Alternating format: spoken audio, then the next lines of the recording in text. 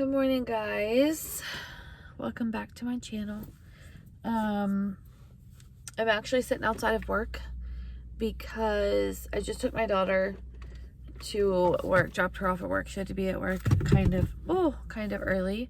And so I am sitting in my car at work just getting ready, like doing my makeup. So do my makeup with me. I wanted to share a story with you guys. I've actually recorded this so many times, and I always delete it, and I don't know why. Today is just going to be like a really fast makeup do, so don't judge my makeup today because I'm exhausted. And I figure as long as I don't look like a troll today, we'll be okay. Anyway, if you are new to my channel, my name is Sarah. Find me in the clearance aisle, and normally I do shopping hauls, a lot of Dollar Tree shopping hauls, but today's a little bit different. I just want to share something with you guys. Some of my subscribers on here and some of my followers on my social media platform are some of my former students. If you didn't know, I taught in the medical field, and I taught young adults of all ages, and I loved it. I literally loved it. So I met so many wonderful people doing that, and I loved it. So the whole point of this video is I want to share experience I had with teaching, and I just think that I need to share with you guys. I know that like right now that makes no sense. But anyway, I've had a lot of questions. Sarah, do you still teach? Are you teaching? Are you coming back to school? I've had a lot of questions from former students, like I said, who follow me on here, also follow me on social media. And I just want to explain. Okay, and if it helps anyone else in this story, I didn't get to do my hair either. It's okay. It'll probably end up on top of my head anyway. If it helps anybody out, then that will be great. Like I said, I've made this video so many times, and every single time I delete it because I don't know why. I kind of think maybe no one really wants to hear it, but I want to share it with you guys. So those of you that want to hear this, great. Welcome. Good morning. Anyway, so I taught, when I first started teaching, I was just kind of part-time teaching during the day. And then every once in a while, I would pick up a night class. And I taught anatomy and physiology. I taught medical terminology, pharmacology, phlebotomy, and labs. Labs included all things medical, as far as like I taught how to do, the list just goes on. Anyway, I taught labs, and I worked with their externship. So I did a lot of things. I taught a lot of things. And like I said, I loved it. We started out during COVID. It was during the day. I was actually able to teach from home, which was wonderful. And because beginning part of COVID, I used to do private home care. And when I was able to pick up this teaching job and be able to work from home, it made me really happy. My supervisor that I had, she was actually one of my birth mom's friends, so I've known her quite some time. This career college I attended, it's actually where I got my nursing degree from, and so I was very familiar with this school. Now, the school had moved location since the time that I had actually been a student there, because that was like forever ago. But anyway, that doesn't matter. So I want to just tell you, the answer is no, I do not teach anymore. And like I said, I want to explain why. I want to explain what happened, because it was kind of kept hush-hush. And I want everyone to be aware of dangers that are lurking everywhere. You just have to make sure that you're very aware of your surroundings. And I typically, like when I'm driving, I really just kind of pay attention, obviously to cars around me, as far as, are they going to cut me off, or are they trying to get over? Like, I try to be aware of that. But I've had people say, hey, I saw you on the road and I waved at you and you didn't see me. No, I probably didn't.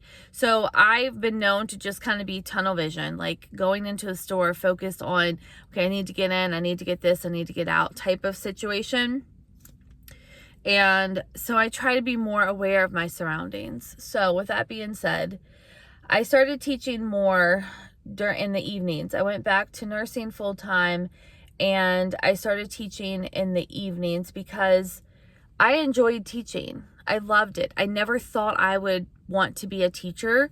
I have a lot of teachers in my family, and I thought, okay, that's great for you. I adore children. I love children. I have 8 children. I love kids. And all around, I do love people. I don't love ignorance. Who does? But I genuinely do like people, and I get along. I'm very outgoing. And so teaching was right up my alley. Like I said, I met so many great people, and I still have friendships with the adults that I taught. Not all of them, but if I see them in town, they speak to me, we have conversations. I get a lot of Happy Mother's Day, Happy Holiday text messages from them. And so it's wonderful, the bond that I've formed with them. And I love to see them in the medical field. Like if I'm, happen to be a patient there, or I'm taking someone that's a patient there. So I love it. So let's fast forward. We're not even halfway into the story, and I'm in here 7 minutes. So let's see if I actually post this time. But anyway, so leading up to October, the incident happened in October. And like I said, I would teach in the evenings mainly at this point because I was doing full-time nursing during the day. So their schedule, a lot of times they were supposed to go till 10 o'clock.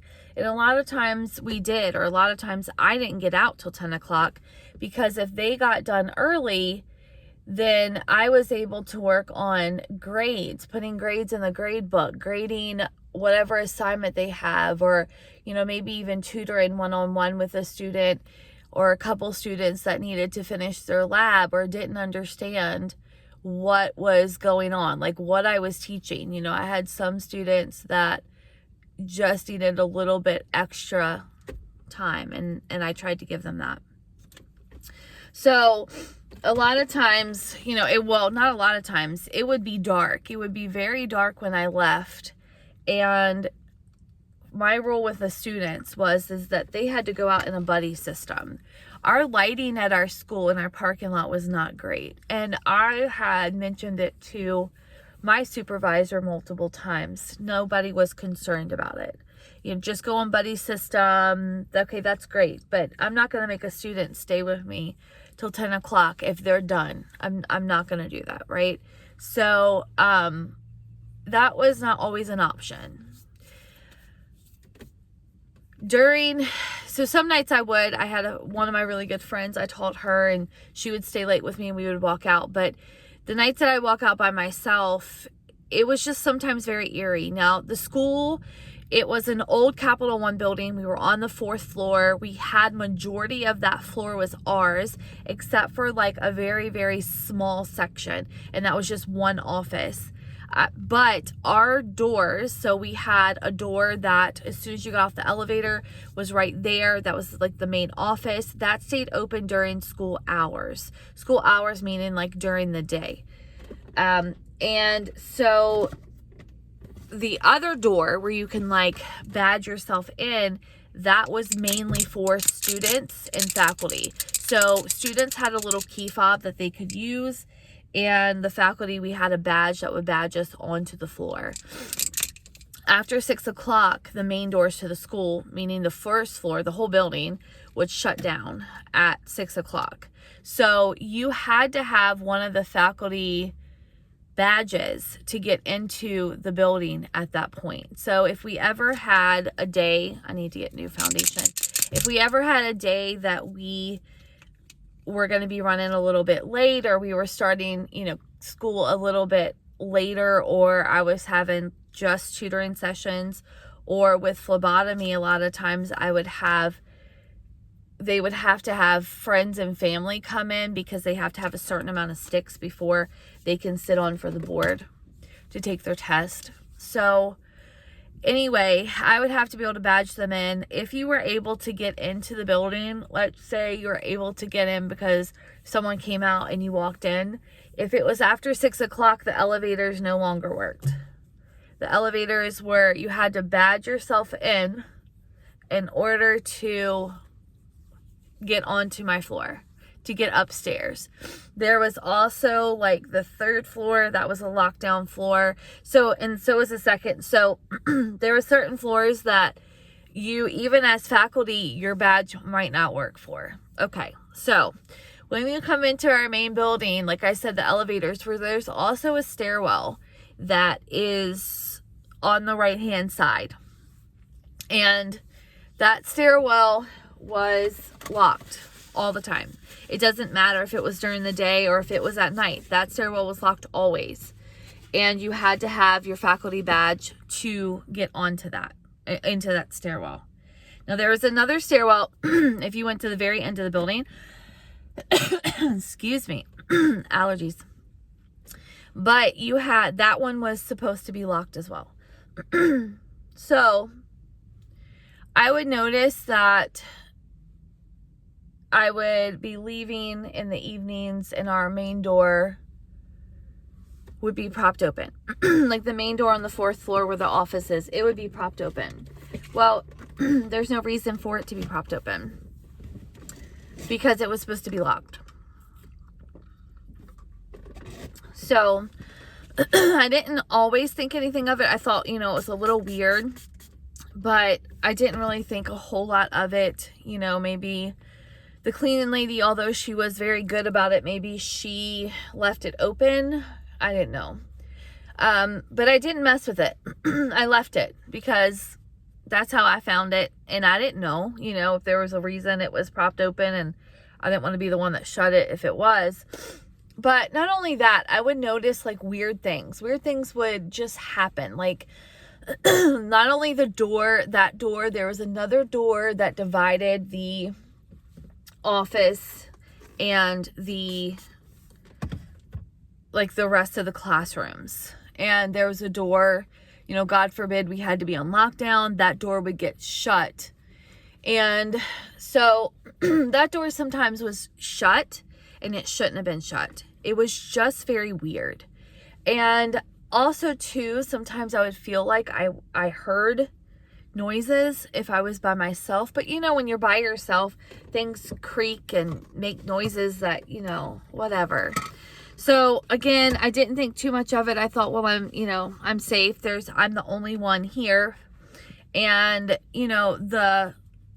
everything's locked. Everything's locked. Well, that one stairwell that I was telling you guys about that was at the very end of the building, it comes up to the middle of our locked floor, like where our classrooms are. So, right, we think it's locked. If we have a locked floor, you think that stairwell is locked, right? Okay. So weird things would happen. I would be leaving at night and I would just have these weird feelings. Like I felt like somebody was watching me. I'd kind of run out to my car, literally run to my car. Also too, I would always be on the phone because I wanted someone to know, hey, I'm leaving, or, I just felt safer if somebody was on the phone with me. And so anyway, that's what I did. So there was some nights where there would be like a random person kind of like on a bicycle at 10 o'clock at night hanging around this like tree that was kind of near, like, it was weird. There was trees in the parking lot. So I would just get in my car as fast as I could. Well, this one particular day, the day that I decided that this school was no longer for me, Also too, let me just say, I also mentioned to my supervisor multiple times that we needed to have something in play, you know, that God forbid there's an active shooter or there's someone that come in and is trying to do harm or something like that. There was never really a security plan. Like, they didn't want to hear that. So anyway, this particular day, it was a rough day at my full-time job. I had a patient during testing. He coded and we had to do a full code on him. And, you know, it was a rough day. And so I went to work and I just kind of was on high alert, and I couldn't get this patient out of my head. If you're in the medical field, if you're a nurse, you know, sometimes you just always have that one patient that you can't get out of your head. We ended up saving his life, literally saving his life. But I just, you know, it was so fresh and it was just one of those days, right? So I was already on very high alert, and I was leaving. I had students coming in that day and they were bringing their families for phlebotomy. Some families and friends trying to get their sticks in because, you know, they needed to finish because they were getting ready to sit on the board or set to do testing. So this particular day, I needed to finish up. I had students that say, oh, you know, we'll walk out with you. And I said, that's okay. I've got, you know, I had 2 students that had actually finished their labs and I could sign off on them so that they could get ready for the next test date. So I was trying to get that done, make copies of it. I always kept copies because that was a whole nother story. And so I needed to do all of that. And it was just very eerie that day. Like, I can't describe it to you, but it was just very eerie. Something felt really off at school. And so I just kind of felt really uneasy. I was on the phone with my friend at the time, and I always, creature of habit, we always are, right? And I always took the steps. I didn't like the elevator because I just don't like elevators. They're just not my favorite thing. No, I've never gotten stuck in an elevator, but it's just literally not my favorite thing. So I always take the steps. And again, we're on the 4th floor. Okay. So every floor has 2 flights, right? You have a flight and then a landing and a flight. Okay. So I'm at the very, very top of the building. We're at the very top floor. And the stairwell that I went down was also the locked stairwell when you first came in the building. So I'm on the phone and I hit the door because the door is actually really heavy. I hit the door to go down. At the bottom of that first flight that I'm at, there was a man. He was laying, it gives me goosebumps to this day.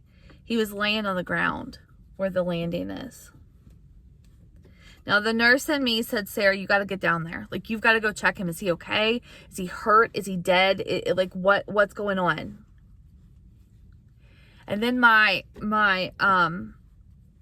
other thought process, you need to get out of here. Something's weird. Something's not right. And I scream. The man doesn't move. I scream. I go back out the door. I take off running. I'm on the phone with my friend. She's like, what is wrong? What is wrong? What is wrong? And I don't know that she understood me at first because I was so hysterical.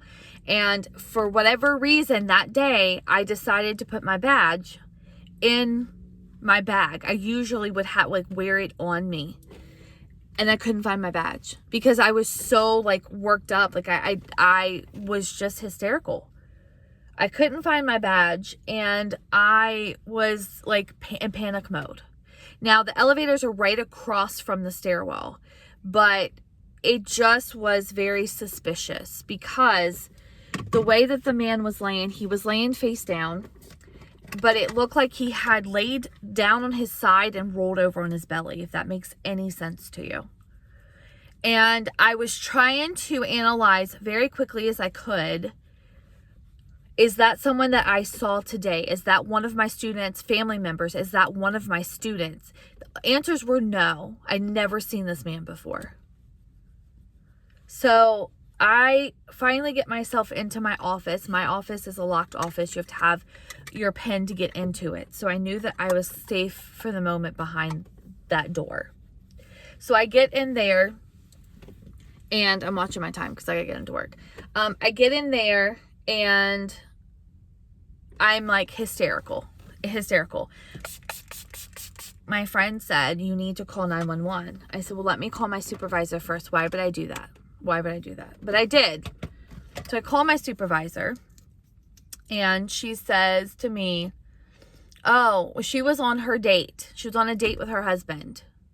She was going to be home in 30 minutes. Don't call the police. We're going, I'll come out there. And you know, I'll fix it. We have, you know, new management for the building. We shouldn't call 911. Ma'am, there is a man at the bottom of the stairwell, and you don't want me to call 911? What is your problem? Right? Like, I was so upset, and I was hysterical. And so I got off the phone with her. And my friend said, if you don't call 911, I'm calling 911. So I call her on my desk phone, and I call 911 on my cell phone. So I'm on the phone with 911, and I told her, I said, I'm not supposed to call you. My supervisor said, don't call you, but I'm calling you anyway. My supervisor wanted me to go get on the elevator and just go home. What? No. First of all, he could be waiting for me at the stairwell, or he could have gotten out of the stairwell and he could be waiting for me anywhere in the building. Are you crazy? So obviously my safety was not a concern to her at all whatsoever. And so I was on the phone with 911, and she said, I have police dispatched. They're on their way. We also have medic on their way, because we didn't know. My thought was if he was an innocent bystander and some crazy person is running around here who's hurt them, killed him, whatever, I'm in danger. And I can tell you guys, I have never feared for my life as much as I did this day. To the point where I'm very cautious about going in stairwells. I can tell you that right now. And so anyway, I'm on the phone with them, and they said, well, you've got to let us in. Again, it's a locked building. I said, I can't. Anyway, she talked me through it. She was amazing. She was just amazing. And so there is another, exit. She asked me, I said, there is. I said, but I'm scared. She said, I'm on the phone with you. So I put her on speaker, and I'm on the phone, and we're talking as if she is waiting for me at the bottom of the stairwell. Because I kept hearing noises. I kept hearing sounds. There was I could hear somebody at the bottom of that stairwell. Okay, and the bottom of that stairwell is a locked stairwell too, I thought. So I'm on the phone with her, and I'm literally running down. I'm crying, and I can typically keep it together. This was not a time I could keep it together. So I am running down to the bottom of the stairwell, and EMS meets me. And I'm like, how did you get in the building? He said, I'll show you in a second. Where is the guy? So he's not in the stairwell, he's in the other one. So there was a ton of cops. And they went into the stairwell. One of the other deputies pulled me aside. He's trying to get me to calm down. Actually, two of them did. And the one, I said, can you please go upstairs with me? I just need to get my stuff. And so he did. He was amazing. He went upstairs with me, helped me get my stuff. And on the way down, he was asking me, and he said, do you always do the same pattern every day? Yeah, I do. I'm a creature of habit, I guess. So we talked, and we walked outside, and when we walked outside, they already had this man standing on the sidewalk. He was a homeless man, and he looked at me when I walked out, and he said, with this creepy grin on his face, thank you for saving me, and kind of chuckled. The cop that was with me, he went off. He verbally, just let the man have it. And he got me away from the situation. And there was a ton of cops. And he asked me, the deputy asked me, he said, why would your supervisor not want you to call? And I told him, he said, this is absurd. And at that point, I said to her, what if it was a student? She had no answer. The reality is that she didn't care. They care about money. They don't even care about a good education or safety for staff or for their students, obviously. And so they finally got out of this homeless guy that he was there waiting for me. And he had been watching me, and he was waiting for me. Now, this just goes to show that like all these weird things that were happening, they were getting into the building. At that point, she never once asked me. She came and she was mad. And the cops confronted her. And she was mad. She was mad at me. She went upstairs herself to make sure everything was okay. Why? The cops already helped me. The guy's already outside. You're never going to change your security policies because, again, they don't care. And I'm not going to put the school out there like that because that's not who I am. The whole point of this story is I want you guys to be aware. Be aware of your surroundings. It could happen to anybody. I was so grateful and thankful that I had my angel with me, and something told me, Sarah, don't do it. Don't go down there and check, because the nurse in me says, oh, you've got to make sure that they're okay. He would have hurt me or worse. So I'm very thankful that I walked away from that, not harmed. It still bothers me sometimes, I try not to think about it. But that's the reason. I can't go back to that school. I'm not safe at that school. They ended up shutting that school down for a few weeks because of just certain things. They wouldn't come out and say it, but I think they were having more issues with people getting into that building. So, it wasn't worth it. I love teaching. I hope maybe one day to go back into the medical field to teach, but not there. Not there. It ended up not being the situation I thought it was going to be, as far as a lot of things. My hours, my pay, just the common decency of caring about me. And the safety was not a concern at all. And that wasn't the only thing, but that was the thing. That was the straw that broke the camel's back, as we all say, or some of us say, or as no one says. But anyway, but I was safe, and the sheriff's department in my county did amazing. There was at least 10 or 11 plus cops there, and they cared more about me, and they had no idea who I was, than my supervisor, who I have known for 18 years. So, whole point of the story, guys, just trust your gut instinct. Be aware of your surroundings. Jobs are replaceable. You're not. My supervisor replaced me before the next day. I was not coming back, and that was fine. I think I'm still on the payroll. I'm never going back there, and I can say never because I'm not going back there to teach. It's not worth it. I have 8 babies. I say 8 babies, but I have 8 kids. I want my kids to have their mother. It's not even worth it. Like I said, I met so many amazing people. I am so thankful for the opportunity that I had to work with these students, and I enjoyed every minute of it. If things were different and that situation didn't happen, I probably would still be teaching there part-time, but I don't see myself, I never see myself going back to that school. But like I said, hopefully one day I'll be able to maybe find some extra time to pick up a couple extra classes to teach at another college. All right, guys. Well, that was a very long story. Hopefully you got the whole point of that story out. All right, I've got to get into work. I hope that you guys have a great day. If you liked this video, please give it a thumbs up and feel free to share. It's important that we take care of each other and we make each other aware of what is out there. All right, guys, I gotta go. I'm gonna be late for work. Have a great day. Bye, guys.